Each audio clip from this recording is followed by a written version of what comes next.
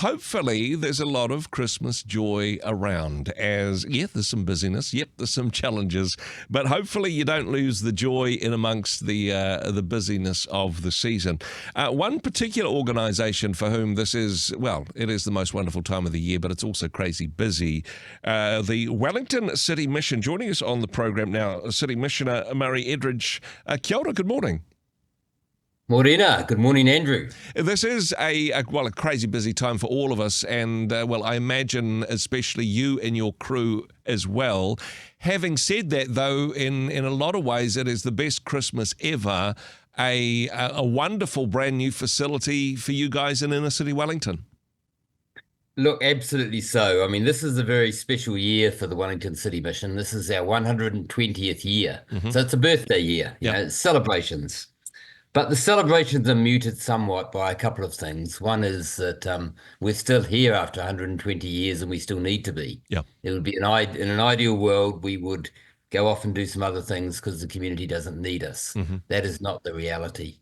And secondly, if you look back in those 120-year history, there are very few times in that history, probably 3 or 4, where life was tougher for people than it is at the moment. So, celebrations muted by a little bit of just anxiety about the community and how hard they're doing life. It is. However, we have had a huge celebration this year because we've just opened Whakamaru, which is our new community facility here in Wellington. It's been a 6-year journey. We started with a very modest view of what we could achieve, and we didn't have any money. And here we are 6 years later with a $50 million facility, and as of a couple of weeks ago, it was all paid off. Wow. So just amazing. I was talking to a friend of mine who's also a regular contributor to this show, Dan Mazengard from Christian Savings, who was there at the launch event. He was absolutely raving about how fantastic this new facility is and the fantastic job that the Wellington church community has done putting this together.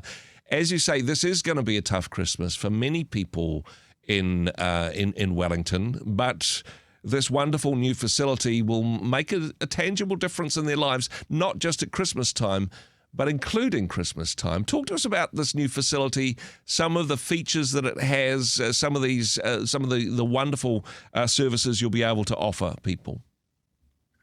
Yeah, thank you, Andrew. I mean, the Whakamaru, which the name means to shelter, to protect, to safeguard, gifted to us by mana whenua, Te Atiawa.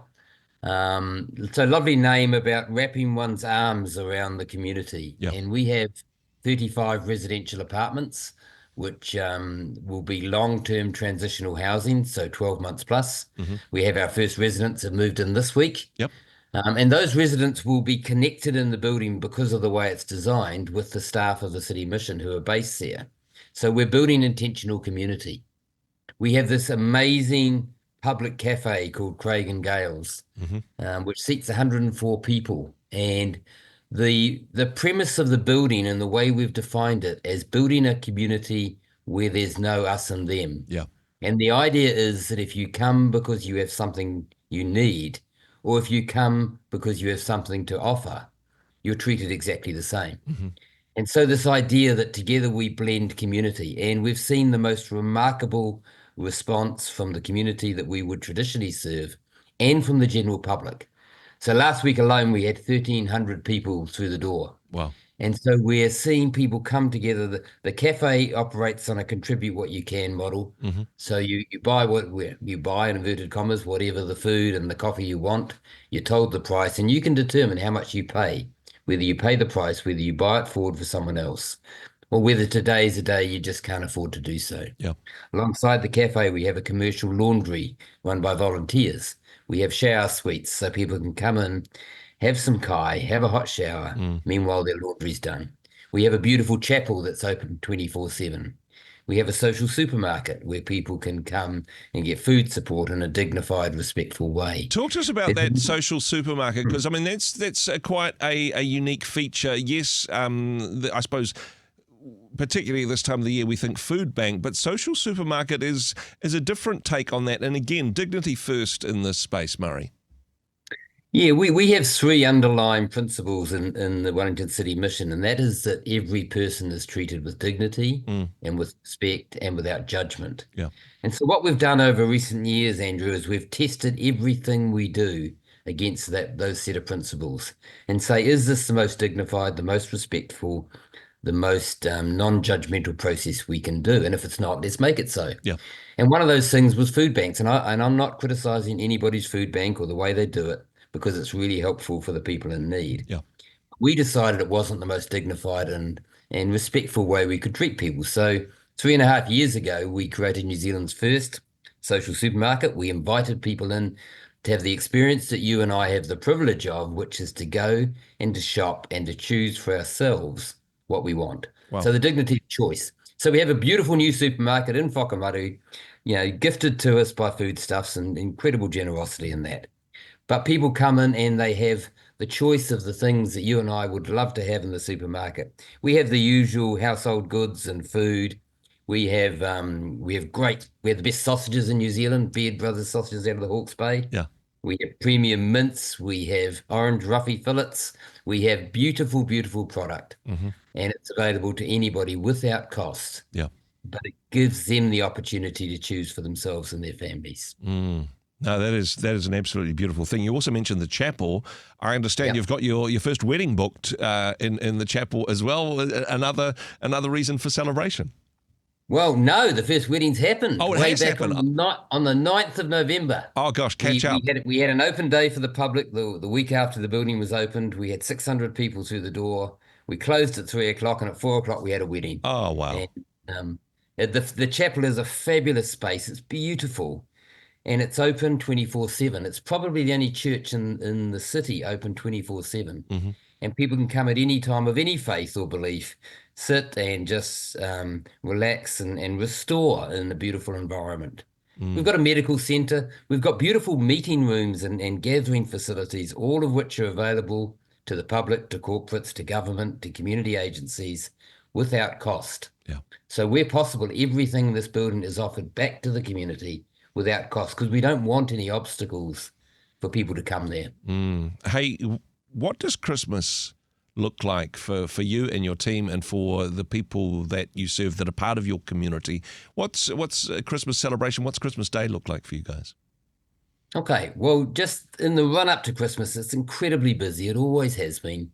And of course, we don't give out toys anymore. We opened a toy store 3 years ago, and we continue that model. Yeah. So again, we invite parents and caregivers in to shop for their children, the children they're responsible for. We help them wrap the gifts. And when they come to give them on Christmas morning or whenever, they come from them. And that's the key to this, that actually they're not coming from us, they're coming from them. And that's about dignity and respect.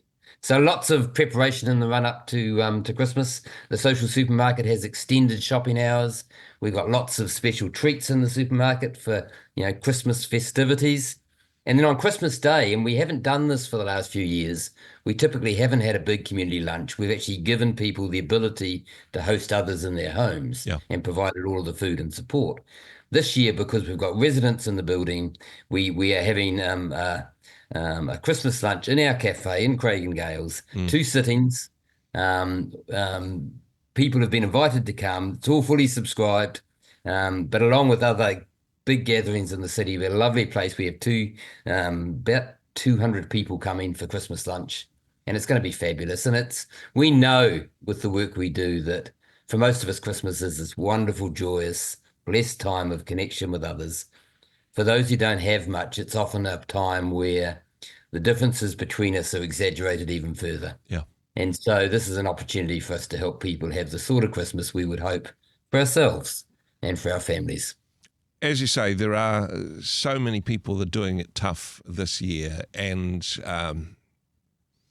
but hey, because of the work that you do, because of this wonderful new facility, a bit more joy, a bit more hope, and a lot more dignity this Christmas than previously. Now, to be able to offer these services and this support free of charge, without judgment, and with lots of dignity, yes, it's free, but there is a cost to that. For people listening to this at the moment who are saying, gosh, this is a tremendous thing that you are doing, how can we be involved? How can we serve into this? How can we financially support the work of the Wellington City Mission to make this part of our Christmas celebration and to be able to bless others in this way? What's the best way of making that connection? Murray, how can they be involved? The best way is money, money to enable us to do the things we do. We have wonderful volunteers, though, and if people are in Wellington and want to volunteer either at Christmas time or more permanently, that's part of building this community together. Yeah. We've seen the most amazing miracles over the last 6 years. When you start a project with no money, you spend $50 million, all bought and paid for, which is fantastic. There's a quote that inspired us from James Hudson Taylor that said, "For any work of God, first it's impossible, and then it's difficult, and then it's done." Wow. And it's been impossible when we started. It's been an incredibly difficult journey over the last 6 years. It's done. It's beautiful. It's open. We really want the public to come in, because when people join us, then we create this community we want. If people like to donate to the Wellington City Mission, then they can go to our website, wellingtoncitymission.org.nz. And I encourage people, whether it's to the City Mission or to any one of the other wonderful agencies doing amazing things out there, all the churches, then find a way to demonstrate the generosity that we've seen so amazingly demonstrated over the last 6 years.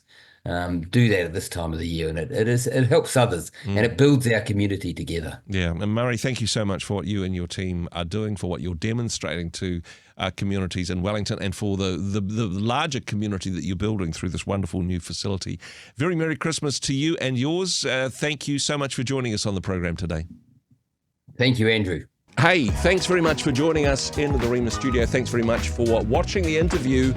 It's kind of nice to have an audience, actually. And if you did like what you watched, then do give us a like, do give us the thumbs up. And if you'd like to see more interviews like that one, or perhaps even better, subscribe and those interviews will come straight to you. Don't forget to turn on your notifications, and we'll see you in the next one. Cheers.